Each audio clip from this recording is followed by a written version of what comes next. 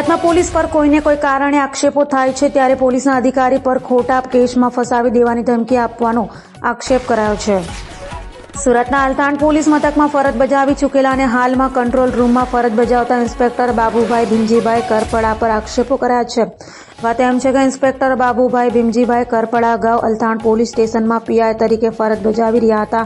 તે સમયે ખાકીની આડમાં લોકો પર રોફ જમાવી પોતાના આલિશાન બંગલો બનાવતા વિવાદ સર્જાયો હતો અને જેને લઈને પોલીસ કમિશનરને તાત્કાલિક તેમની બદલી પોલીસ કંટ્રોલ રૂમમાં કરી હતી, પરંતુ હજુ તે સુધારવાનું નામ નહીં લેતા હોય તેમ કહી શકાય. ઘટનાની વિગત એવી છે કે ચોક બજાર વિસ્તારમાં ભરી માતા પાસેની એક જમીનના પ્લોટને લઈ કંટ્રોલ પીઆઈ બાબુભાઈ કરપડા પર ફરિયાદીને ખોટા કેસમાં ફસાવી દેવાનો આરોપ લાગ્યો છે. વધુમાં ફરિયાદી શું કહી રહ્યો છે તે પણ સાંભળો. જય હિન્દ, જય ભારત મીડિયા મિત્રો. હું ફ્રન્ટલાઇન ન્યૂઝના ડિરેક્ટર અને ખરણીખોર અર્જુન રબારી. ખરણીખોર એટલે કે અલથાણ પોલીસ સ્ટેશનની અંદર ફરજ બજાવતા પીઆઈ બાબુભાઈ ભીમજીભાઈ કરપડા, જેની હાલમાં પોતાનો આલિશાન બંગલો બનાવવા માટે જે અલથાણ પોલીસ સ્ટેશનમાં જે સામાન આવતો હતો બારોબાર પોતાનો બંગલો બનાવવા માટે પહોંચાડતા હતા, એ બદલ આ બાબુભાઈ ભીમજીભાઈ કરપડાની કંટ્રોલ રૂમમાં બદલી કરવામાં આવી. આ બાબુભાઈ ભીમજીભાઈ કરપડાએ મારું નામ ખરણીખોર રાખ્યું છે. ચોક બજારની ભરી માતા વિસ્તારમાં આવેલ જગ્યા જ્યાં પીઆઈના 60 થી 70 પ્લોટ છે, એ જગ્યાની અંદર મેં એક પ્લોટ રાખ્યો.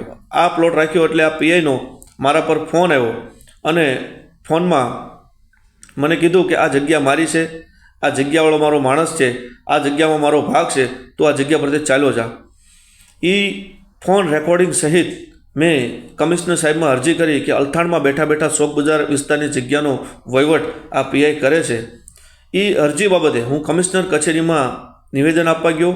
નિવેદન આપીને બહાર આવ્યો ત્યારે પણ મને કમિશનર કચેરીની નીચે બહાર ધમકી મારવામાં આવી કે આ તારી અરજીથી કશું થવાનું નથી. આવી મારા ઉપર એક નહીં પણ 1000 અરજીઓ છે, પણ કંઈ મને ફરક પડ્યો નથી. પછી ત્યાંથી કમિશનર કચેરીથી હું ચાલ્યો ગયો અને આ મારી અરજીના 1 થી 1.5 મહિના પછી મારા ઉપર આઈપીસીની 511 કલમોમાંથી જેને સારી કલમો લાગે એ સારામાં સારી કલમો મારા ઉપર નાખી અને ગુનો દાખલ કરવામાં આવ્યો. એટલેથી અટક્યા વગર જે એના પોતાના લાગતા વળગતા અધિકારીઓ અને લાગતા વળગતા પોલીસ સ્ટેશનમાં જઈ જે માણસને ક્યારેય જોયો ના હોય, જે માણસને જોયો ઓળખતા ન હોય, અત્યાર સુધી મળ્યા ના હોય, એ માણસને કન્વિન્સ કરી એ પીઆઈ બાબુભાઈ ભીમજીભાઈ કરપડા અને પોતાનો વચેટિયો વહીવટદાર અને બિટકોઇન કૌભાંડી કિરીટવાળા મળી અને ઉચ્ચ અધિકારીઓ સાથે મીઠી મીઠી વાતો કરી. પોતાની સારી વાતોમાં ના આવે તો લાખો રૂપિયાનો વહીવટ કરી કોઈ પણ નોટિસ વગર, કોઈ પણ પુરાવા વગર, કોઈ પણ આપણે માણસને જોયો ના હોય છતાં પણ આ પીઆઈ બાબુભાઈ ભીમજીભાઈ કરપડાનો વચેટિયો બિટકોઇન કૌભાંડી કિરીટવાળા એક પછી એક એફઆઈઆર દાખલ કરાવે છે. આ પીઆઈ બાબુભાઈ ભીમજીભાઈ કરપડા અને બિટકોઇન કૌભાંડી કિરીટવાળા મળી અને લોકોની કરોડોની જમીનો સિઠ્ઠી સાટાઘાત બનાવી અને પછાવી પાડેલ છે. જિલ્લો સુરેન્દ્રનગર, તાલુકો મૂળી અને પોતાના હડલા ગામની અંદર પોતે કાયદાકીય બેકઅપ આપી અને એક રબારી સમાજના વ્યક્તિનું પણ હત્યા કરાવેલ. હું હાલના સમયમાં ન્યાય લેવા બાબતે મારા ઘરથી બહાર હોવાથી મારી કોઈ પણ જગ્યાએ હત્યા કરવામાં આવે કે મારા ઉપર કોઈ પણ પ્રકારનો હુમલો કરવામાં આવે તો 2 વ્યક્તિ જવાબદાર હશે. એ આ બાબુભાઈ ભીમજીભાઈ કરપડા હાલમાં ફરજ બજાવશે કંટ્રોલ રૂમ, અને એનો જે વસેટિયો વહીવટદાર બિટકોઇન કૌભાંડી કિરીટવાળા, આ 2 વ્યક્તિ મારી હત્યા કે મારી ઉપરના હુમલો અથવા તો મારા ઘરમાં કોઈ પણ વ્યક્તિ આ પીઆઈના બીકથી ડરાવાથી અવળું પગલું ભરે તોનો જવાબદાર આ 2 વ્યક્તિઓ હશે. મને ન્યાયપાલિકા ઉપર પૂરેપૂરો ભરોસો છે કે આ ભ્રષ્ટ અને કરપ્ટ અધિકારીથી મને ચોક્કસપણે આજે નહીં તો કાલે પણ મને ચોક્કસ મારી ન્યાયપાલિકા ન્યાય આપશે, એ મને વિશ્વાસ અને ભરોસો છે.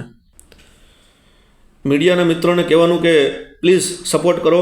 આ પીઆઈ મને ખોટા ખોટા ગુનાઓમાં, જે વ્યક્તિને ઓળખતો નથી, જોયો નથી, ક્યારે મળ્યા નથી, કોઈ વાતચીત થઈ નથી, એવા ગુનાઓમાં ફસાવી અને કોઈ મોટા જ ગુનાહિત ઇતિહાસ બનાવી અને કોઈ મોટા ગુનામાં ફસાવી દેવાની ફિરાકમાં આ પીઆઈ છે. પ્લીઝ મીડિયા મિત્રો, પ્લીઝ મને સપોર્ટ કરો. એના બાપા જે પહેલાં હતા ને સાહેબ, હયાતમાં હતા ને, તેને જમાઈને બાપા એને જમાઈને આપ્યું. એના જમાઈને પછી જમાઈ પાસેથી સાહેબ આપણે ઓલા ભાઈ લીધું, બરાબર. તો જે તે સમયે તો સાહેબ હતા કે નહીં બાપાના નામે, જે તે સમયે બાપાના નામે જગ્યા હતી ને. એટલે મને ખબર નથી સાહેબ, હું છે તમને કહો તો ખ્યાલ આવે ને એમ. બરાબર. હા, એટલે હું પાછો આપણે ઓળખીએ છીએ એકબીજાને, તમારો પરિચય મને છે. આમ કબજા ક્યાં સાહેબ, આમાં કબજો ક્યાં કરવાની વાત આવી? હા, કેમ તમને કેમ ફોન કરે ડાયરેક્ટ? કાંઈ ચોક બજાર તો અત્યારે તમે છો નહીં, તો તમને કેમ સીધા ફોન કરે? એ મારો માણસ છે, એ મારો માણસ છે. હા. અને એમાં મારી જે જગ્યામાં મારો ભાગ છે, બરાબર? આ જગ્યામાં? હા, હા, બહુ કરી. માણસ છે, બરાબર? હા, સાહેબ બહુ કરી દો. હા, હા, તો એવું ચોક બજાર ન હોય ને તો મને ફોન કરે, કારણ કે હું એ મારો ભાગ છે, મારું લખાણ છે એમાં, બરાબર? આ જગ્યામાં એટલે તમારી છે, તમે લઈ લીધી સાહેબ? ના ના, એવી રીતે મારે બધું તને ખુલાસા કોઈ કરવાની જરૂર નથી, હા, પણ તું લીગલી ચાલે એમ. ખોટા કબજા જગ્યાના કરી લેવા એવું નહીં, લીગલી ચાલ તમ તારે. કબજા ક્યાં કરવાના છે સાહેબ? આમાં કબજાની વાત જ નથી. મારા સ્થળ ઉપર મેં માલિકીની જગ્યા લીધી હોય, મારા સ્થળ ઉપર જયું કે ન જોયું સાહેબ? કઈ વાંધો તો તું લઈ લે તમ તારે, જા. હે? લઈ લે, બસ. બે વખત આ બધી ફોન આપશે એટલે હું એને વાત કરું. ઓકે સાહેબ, વાંધો નહીં સાહેબ. જી જી.